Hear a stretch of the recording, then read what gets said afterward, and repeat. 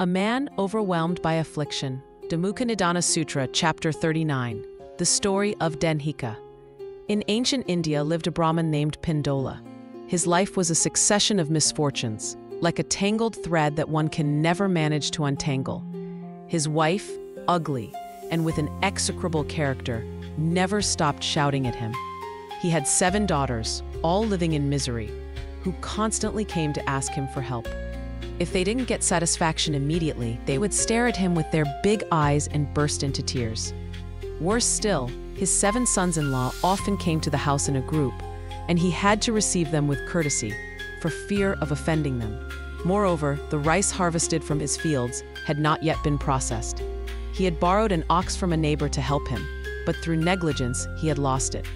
Pindola in despair wondered, "What karmas have I committed for so many misfortunes to befall me?"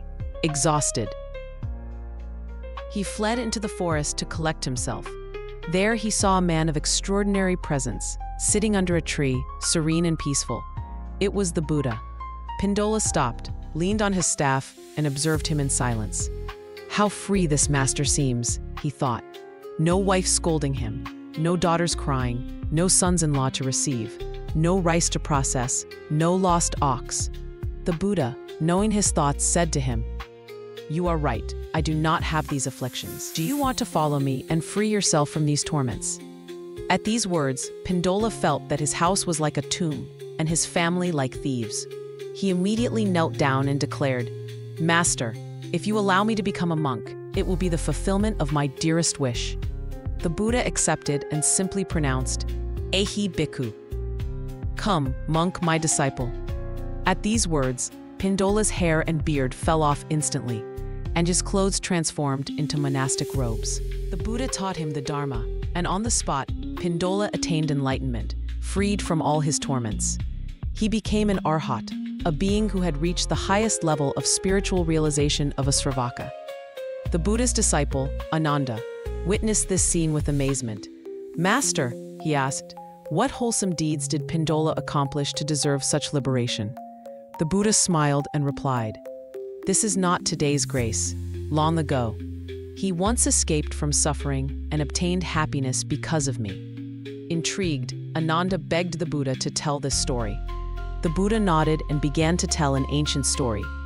"Once upon a time," began the Buddha, "there was a king named Dharmasena, a just and compassionate sovereign. In his kingdom lived a poor Brahmin, Danhica, so destitute that he could not even feed himself.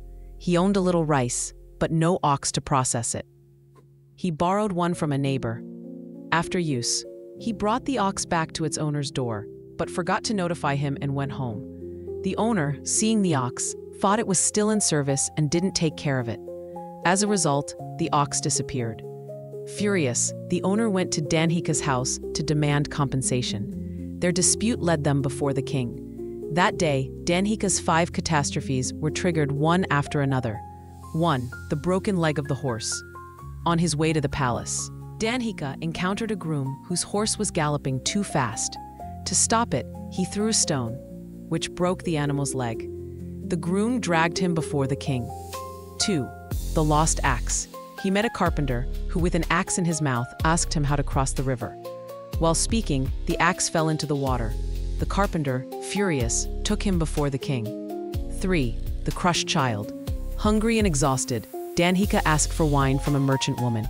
Not noticing that there was a baby underneath, he climbed onto the bed, sat down, and crushed the baby to death. The mother, in tears, dragged him before the king. 4. A killed old man. Trying to flee, he climbed over a wall, fell and crushed an old man who was weaving below. The victim's son dragged him before the king. 5. The 3 requests.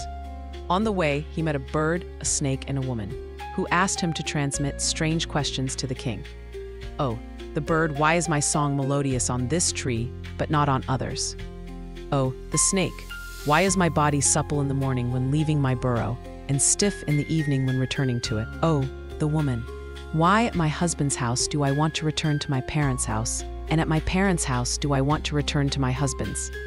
When Danhica was brought before the king heard all the cases. With wisdom, the king resolved each conflict.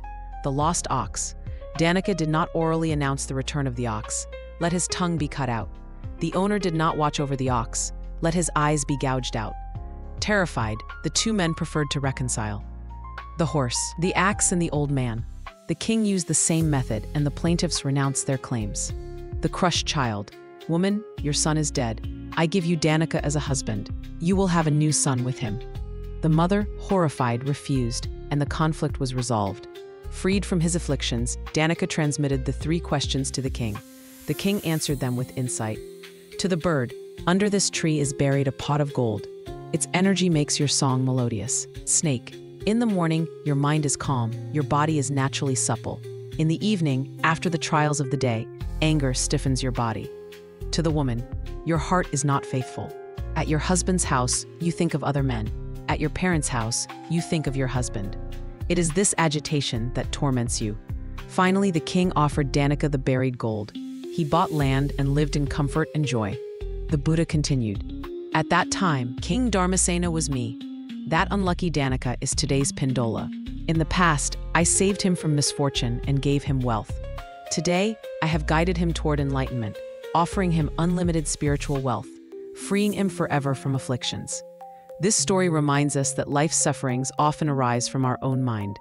When our heart transforms and ceases to cling to afflictions, like Pindola, we find true peace and joy. It also illustrates the lesson given to the snake.